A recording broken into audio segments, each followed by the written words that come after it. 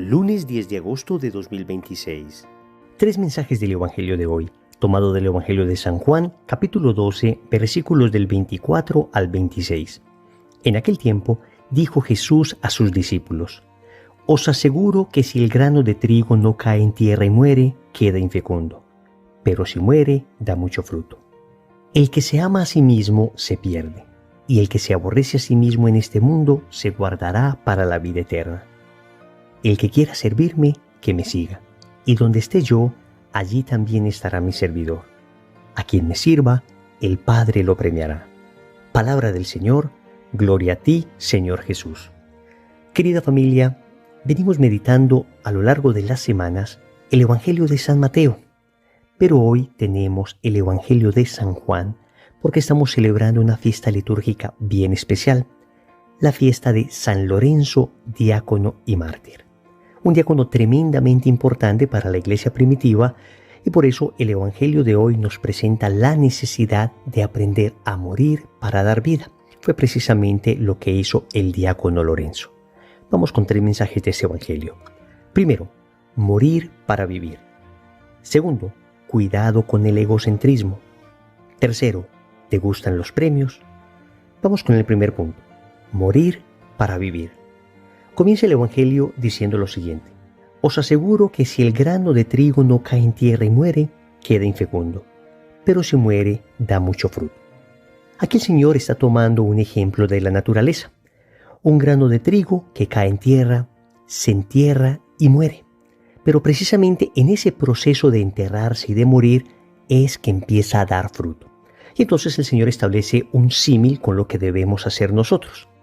Pero, ¿qué es exactamente lo que debe morir en nosotros?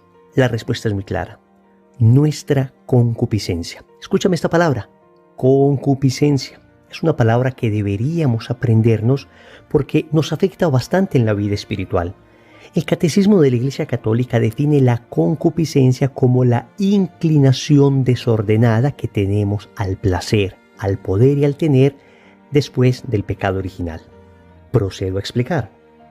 Nacemos nosotros con el pecado original transmitido por nuestros primeros padres y en el momento del bautismo ese pecado original se borra, pero persiste en nosotros una cierta tendencia al mal. Eso es precisamente lo que se llama concupiscencia y es a lo que debemos morir permanentemente.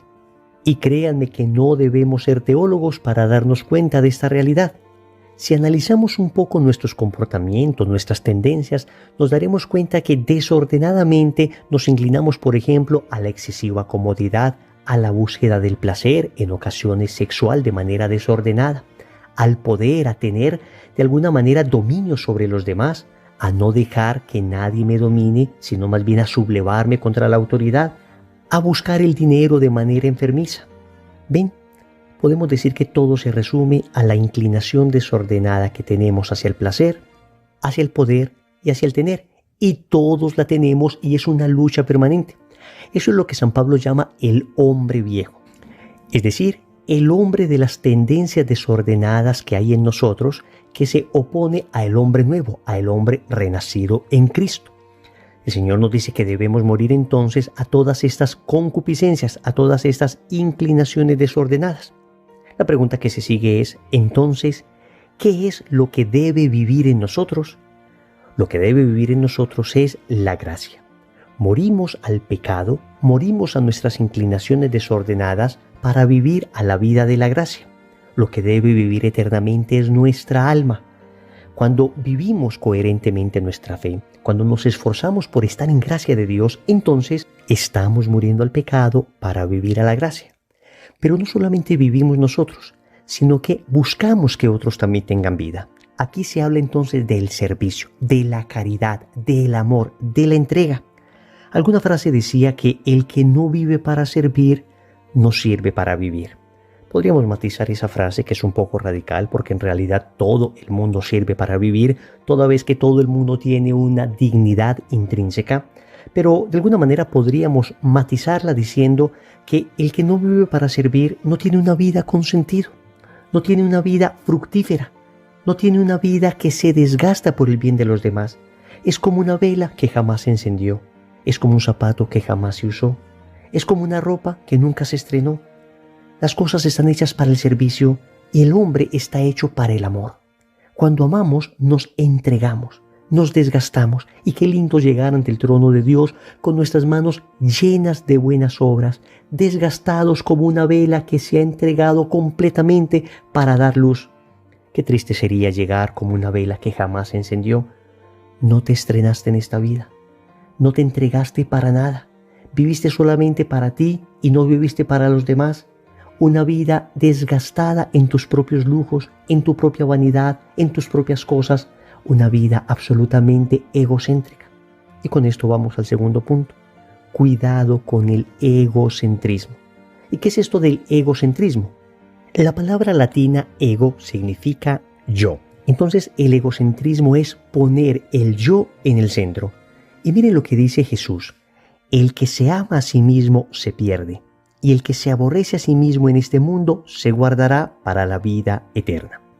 Y tal vez alguno se esté preguntando, ¿cómo es esto de que no me debo amar? ¿Cómo es esto de que me debo aborrecer si el Señor ya había dicho, ama a tu prójimo como a ti mismo? Muy bien, esto vamos a explicarlo con toda claridad. ¿Qué es lo que yo debo amar en mí? Yo debo amar en mí mi dignidad de hijo de Dios. El hecho de ser imagen y semejanza de Dios es lo que yo debo amar en mí, y es lo que me debo esforzar por cultivar. Pero, ¿qué es lo que yo debo aborrecer en mí? De nuevo, mi inclinación al pecado. Recordemos que Jesús hablaba en un lenguaje semita, que es un lenguaje bastante hiperbólico.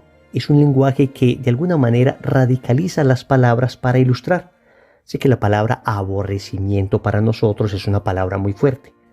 Pero lo que el Señor está diciendo acá es que nosotros debemos evitar el egocentrismo. Evitar el ponerme a mí como el centro de mi vida. El que está en el centro es Dios. Dios debe ser el centro de mi existencia. Nosotros no somos egocéntricos, sino teocéntricos. La palabra teos en latín significa Dios. Dios en el centro, no yo en el centro. Porque cuando yo equivocadamente me pongo en el centro y la vida comienza a girar en torno a mis propias necesidades, caprichos, gustos, concupiscencias, inclinaciones desordenadas, pues termino haciéndome una vida tremendamente infeliz y haciéndole la vida infeliz a los demás.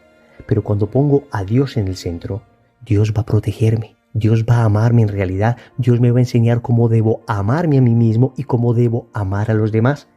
El hecho de poner a Dios en el centro es garantía de aprender a amarme a mí adecuadamente y amar al prójimo como se debe. Repito, cuidado con el egocentrismo. Y es que el ego nos juega malas pasadas. ¿En cuántas ocasiones terminamos hiriendo gente buena, gente que amamos por nuestro egocentrismo? ¿En cuántas ocasiones terminamos perdiendo gente valiosa porque nos adoramos a nosotros mismos?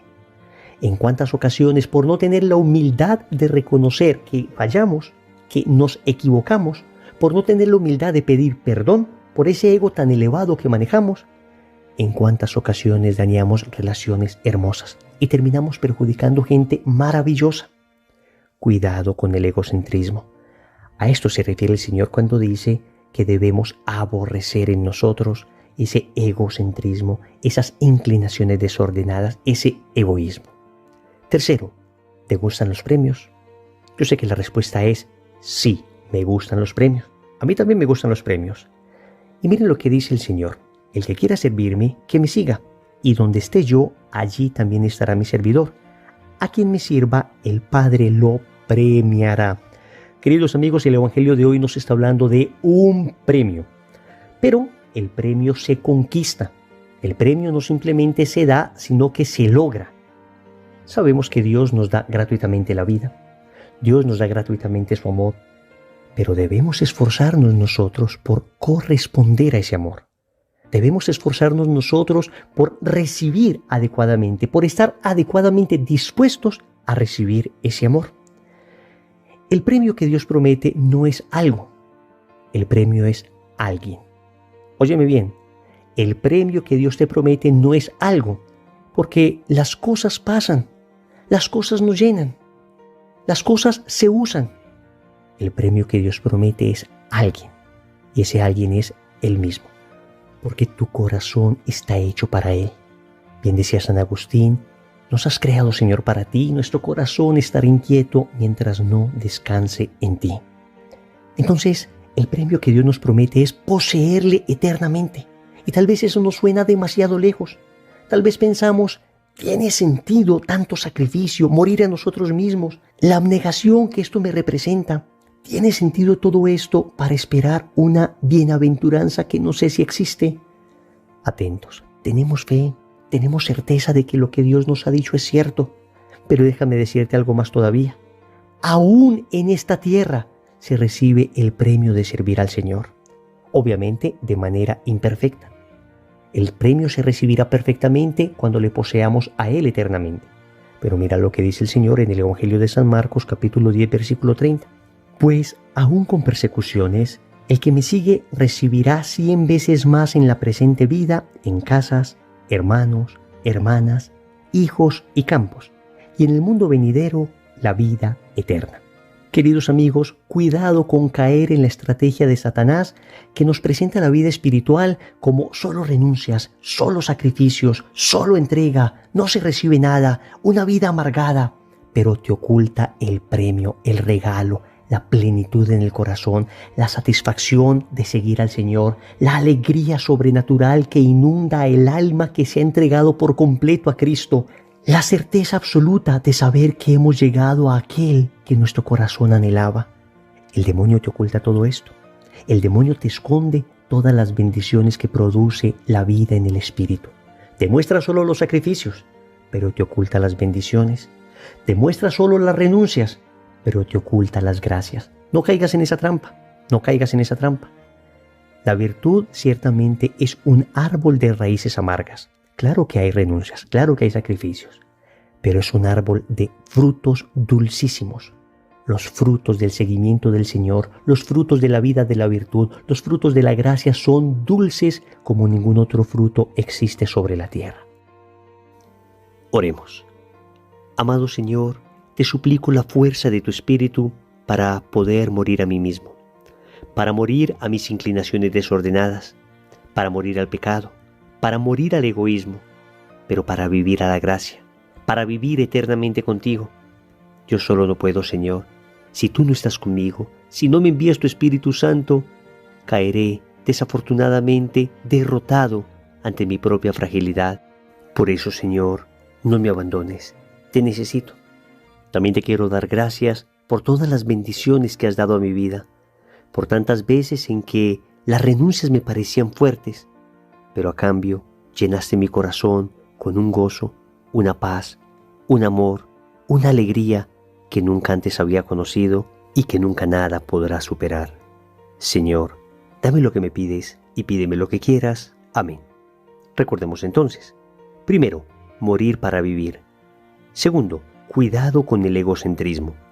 Tercero, ¿te gustan los premios? Compromiso. Vamos a hacer hoy un servicio que nos cueste sacrificio. En el nombre del Padre, y del Hijo, y del Espíritu Santo. Amén. Te vas con nosotros para Medjugorje si es voluntad de Dios. Del 20 de octubre al 6 de noviembre tendremos una bellísima peregrinación que no te puedes perder. Empezaremos precisamente donde la Gospa, en Medjugorje, en ese lugar paradisíaco, en ese lugar donde suceden tantas cosas sobrenaturales, en ese lugar donde uno siente el abrazo de la Madre. Ahí nos iremos para Asís, donde el poverelo de Assisi, Santa Clara. Estaremos visitando, por supuesto, la tumba de San Carlo Acutis. Iremos a Roma, estaremos viendo al Papa León, visitaremos las 4 basílicas y mucho más. Y allí iremos a Barcelona. En Barcelona visitaremos San José de la Montaña, Manresa, visitaremos Montserrat, visitaremos tantos lugares bellos. Y ahí iremos a Lourdes a bañarnos en esas piscinas milagrosas donde tantos milagros han sucedido. Después pasaremos por Torre de Alba, donde Santa Teresa de Ávila, camino a Garabandal, y de Garabandal a ese lugar precioso llamado